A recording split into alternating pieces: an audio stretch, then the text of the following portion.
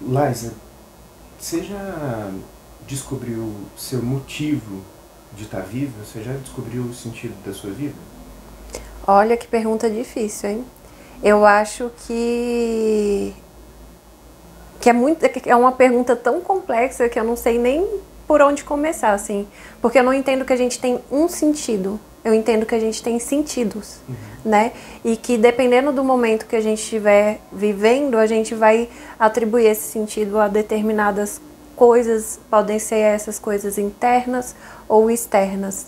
E aí o que eu vejo, e talvez seja o sentido da minha vida, um sentido para a minha vida, é a busca por sentidos. Uhum. Isso é muito curioso porque a impressão que eu tenho é que temos uma expectativa de que em algum momento vai ser apresentado para nós assim, ó, pronto, isso aqui é o sentido da sua vida, você está vivo aqui para isso, e não acontece assim. Na verdade, a gente vai construindo mesmo sentido todos os dias. Eu diria que hoje pela manhã, quando eu acordei e parei para pensar nas coisas que tinha para fazer, decidi o que eu efetivamente ia conseguir fazer ou não, eu fui atribuindo sentido a essas coisas. Então, eu acho, concordo com você, que essa construção é contínua, que não há um sentido, mas muitos sentidos, né? E é muito importante que a gente consiga trazer essas coisas para a consciência. Por isso, terapia é uma coisa tão importante. Porque na maior parte do tempo, o que a gente faz é ir vivendo, sem pensar no que eu estou fazendo, né? Então, vou vivendo o meu cotidiano, cumprindo minhas tarefas, vivenciando planos que eu nem sei se são meus ou dos outros, vivendo e construindo sonhos que eu nem sei se são meus ou dos outros, e vou vivendo sem pensar. E parece que há algum privilégio em viver sem pensar. Mas na verdade o preço que se paga por isso é muito alto. Porque o que, não sei se é a sua impressão também, mas o que tem chegado muito à clínica, para mim eu não consigo ver um sentido para minha vida. Exatamente. E, inclusive, uma coisa que eu percebo também é que a gente tem os dois extremos, né? A gente tem esse extremo das pessoas que vivem no automático e que elas nunca param para refletir, mas a gente também tem um outro extremo das pessoas que acham que precisa refletir sobre tudo. E pensar sobre tudo e dar sentido a tudo e que tudo precisa ter um contexto, uma conexão, uma profundidade. E dentro da terapia, muitas vezes, uma questão que eu trabalho com as pessoas é como buscar esse meio termo, né? Entre eu vou refletir, eu vou aprofundar, eu vou pensar sobre as coisas que me movimentam, atribuir os sentidos, esses sentidos que eles são mutáveis e inconstantes, mas ao mesmo tempo, às vezes, eu vou me permitir me deixar levar.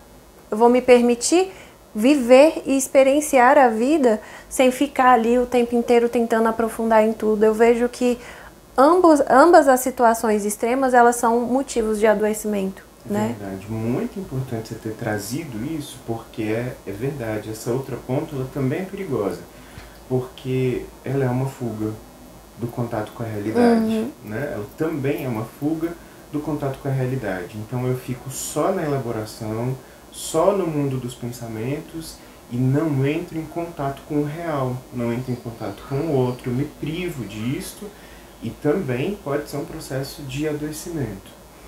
É por isso que eu gosto de pensar terapia, psicoterapia, como um espaço, um lugar, uma situação em que a gente vai adicionar coisas ao invés de retirar. Porque às vezes as pessoas procuram terapia assim, eu quero deixar de ser alguma coisa, eu quero deixar de ser ansioso demais, eu quero deixar de ser medroso demais, eu quero deixar de ser preocupado demais, eu quero ser menos tímido, eu quero ser... Quando, na verdade, o processo de psicoterapia trabalha nessa construção de consciência para agregar coisas, né? Eu Não até para uso, tirar. até muitas vezes eu uso o termo ressignificar, né?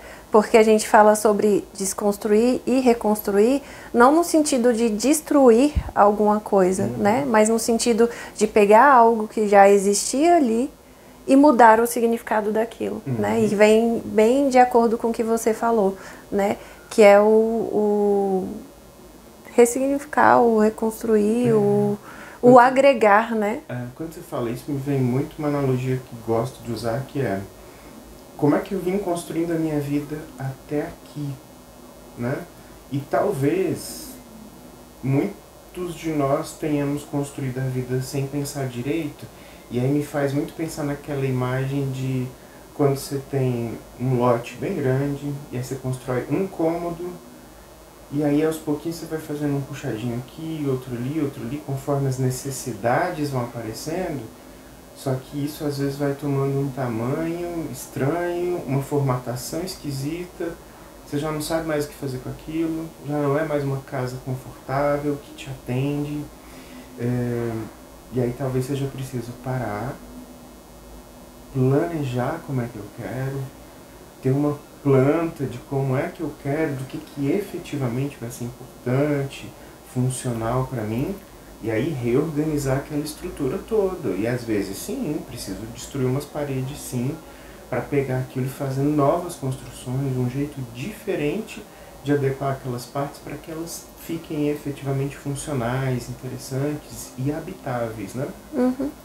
E tudo bem que durante esse processo as coisas não vão ser sempre bonitas, né? Não. Às vezes a gente vai se deparar com coisas que vão nos machucar, que vai doer, né? E eu sempre digo que a terapia, ela não é um processo ali, um local que você vai chegar e que você vai o tempo inteiro experienciar insights e felicidade e vou sair radiante. Às vezes a gente sai destruído, né?